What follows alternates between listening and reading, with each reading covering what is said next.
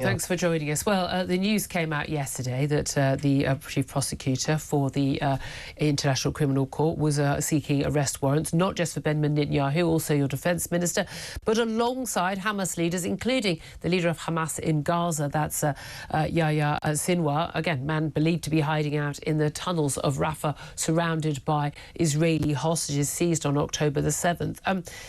Do you, first of all, do you think it's reasonable, leaving aside what Joe Biden has had to say, reasonable and appropriate that the International Criminal Court should look at not just terrorists and their actions, but also the actions of governments? We've also seen an arrest warrant last year for Vladimir Putin over the mass deportation of children and adults from Ukraine to Russian territories. Do you think it's at least within the reasonable realms of the court's jurisdiction for them to look at arrest warrants for a leader like Benjamin Netanyahu?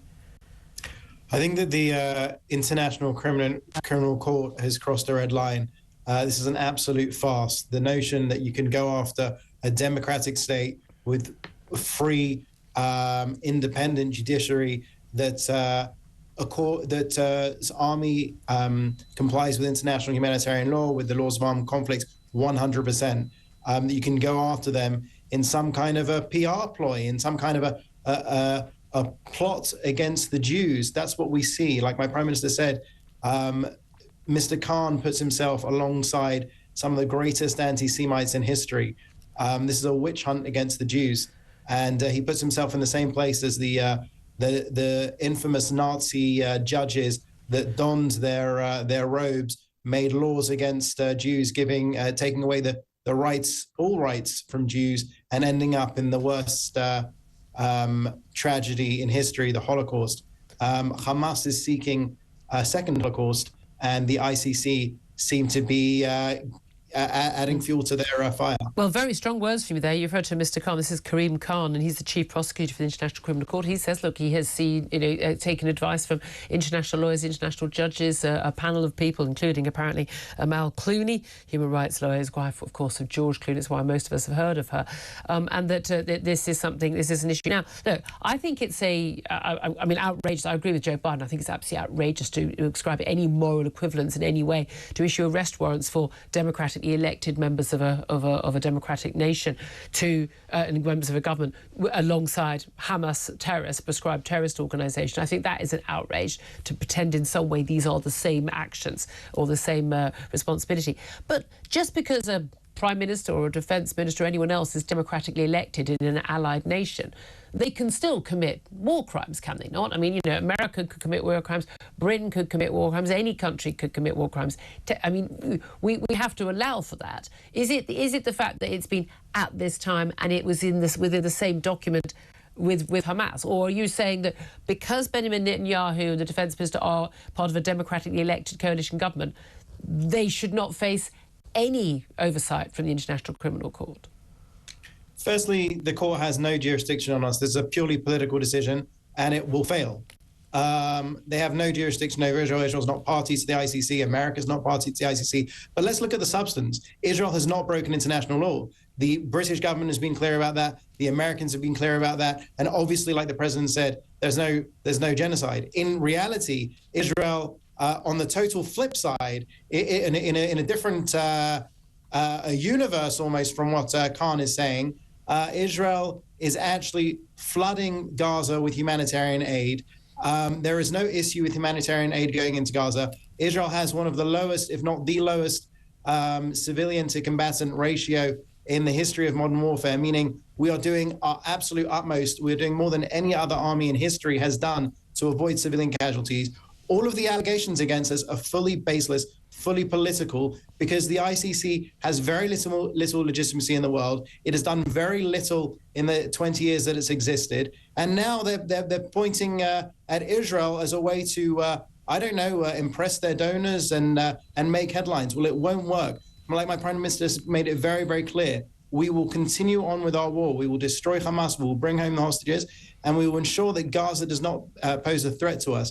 Whether this international body or other international bodies speak out against us, try and take action against us, we owe that to the children of Israel and to the children of Gaza to ensure that there's a peaceful, better future for everyone in the region. I mean, there's no doubt at all that when we've seen what's happened at United Nations and seeing what's happened in the International Criminal Court, the way that Israel is being held to account, and much higher account would appear than a terrorist organisation in Hamas, but held to a much higher account than pretty much any other nation waging war.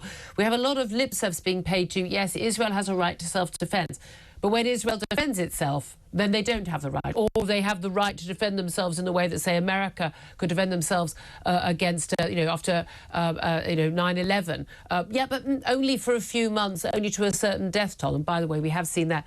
I'll come on to that. The UN death toll for women and children being revised downwards very considerably in recent weeks. But why do you think Israel is held to a higher threshold by pretty much every international organisation that is supposed to be neutral politically, internationally, and yet Israel again and again is held to a threshold which no other country is held to?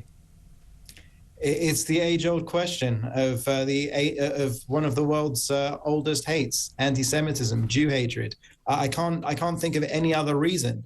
Again, it's not that we're just going out of our way to avoid civilian casualties. It's that we're doing better than any other army in history. It's not just that there isn't famine in Gaza. It's that we're flooding Gaza with humanitarian aid in a way, again, that I'm pretty sure you'll find it hard to find any other army that has done what we've done to preserve civilian life on both sides of the conflict.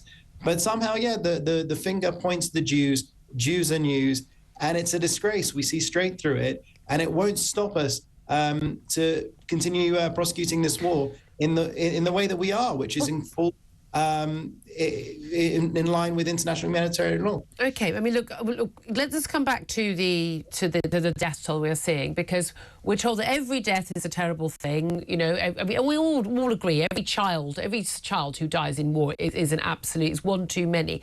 But we also do know that civilians do die in wars, and they've done so since time immemorial, and will continue to do so at all times. And it's a terrible, terrible tragedy. However, it does happen. But we've seen the figures that have been coming out about the death toll, where we're told 70% of deaths are women and children. Now, given that children make up more than half the population, and women obviously be half the population, actually, you don't have to go very far to see why that would actually be a likely statistic anyway, and especially as a lot of the men are fighters and they're hiding in the Hamas tunnels, when the women and children are not. But we've recently seen the UN revising down by about half, actually, the figures they'd been accepting from the Hamas-run Health Ministry about the number of women and children who have been killed in this war. To date, pretty much every media organisation has said, no, there's no reason to question these figures. And yet, when you look at the Iraq war, you know, we still don't know to this day how many people died in particular parts of the war. I mean, some people still spout over 1 million. No, that's definitely wrong. Was it 100,000? Was it 600,000? And yet, supposedly, day after day, we're expecting that Hamas, amid all the rubble, amid all the chaos, amid all the people moving from one end of Gaza to the other end of Gaza and moving day by day, they were supposed to be able to give us an exact tally of the number of innocent civilians who had died. What do you make of the decision by the UN to finally accept that actually those Hamas health figures, Hamas department figures, were not actually that accurate? So there's a problem here, like you say, with the UN, international organizations. There's a problem with the media, but it also comes back to the ICC, which is basing their action against us on these fake and fabricated numbers. We've said from day one that they're fake and fabricated. So now the latest news is that the United Nations has come out and said that half of the women and children were not actually women and children in their figures. Well, we'll go one further. We'll say that the numbers they have are false and fake. They come from Hamas. We have put out estimates ourselves. We've said that we've killed over 14,000 terrorists. And sadly, because those terrorists insulate themselves with civilians and hostages, sadly, they use human shields in a sick way. Sadly, it would appear that about 16,000 civilians have lost their lives as because of the war that Hamas has started.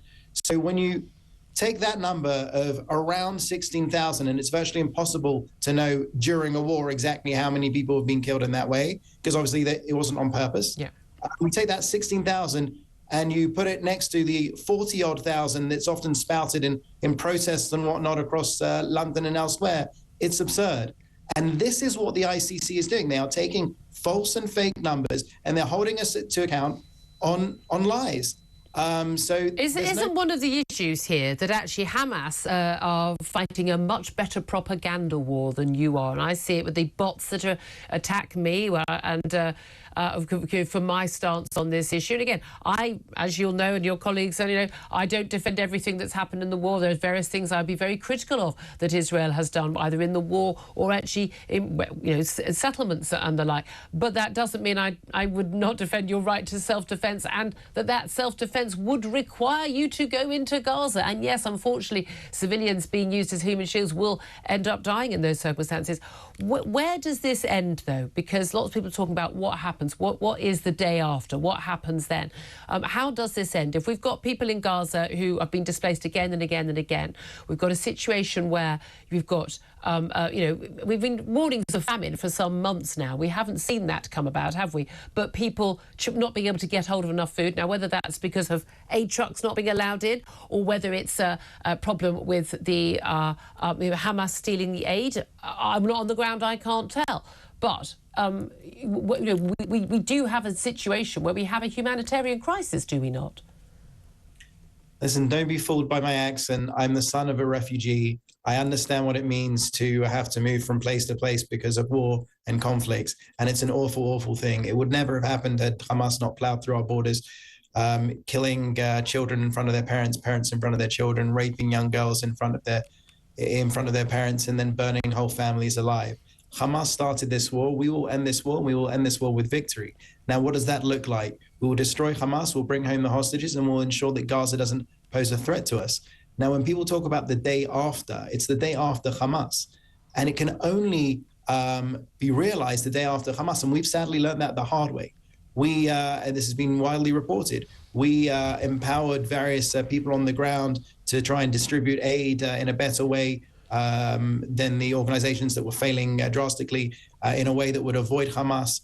We tried to empower some of the local Palestinian people in Gaza, and they were shot in the head by Hamas. As long as Hamas is in control in Gaza, it's not even worth discussing the day after Hamas. So we have to continue with that. And after we've destroyed Hamas, we need to demilitarize the Gaza Strip. We need to de-radicalize the Gaza Strip so that they're not teaching their children from day zero to hate and want to kill Jews. They're not teaching their children that one day they will be able to flatten Tel Aviv and take over. That's not going to happen. So we have very clear war aims. We hope to achieve those aims as soon as possible. And to the naysayers that said, how dare you go into Rafah? How dare you go into Rafah and take out the last 4 Hamas battalions and win this war? I say this. You said that we couldn't get the civilians out of harm's way. Well, in the last few days, we've managed to take close to 1 million civilians out of harm's way in Rafah. They have plenty of humanitarian aid, shelter,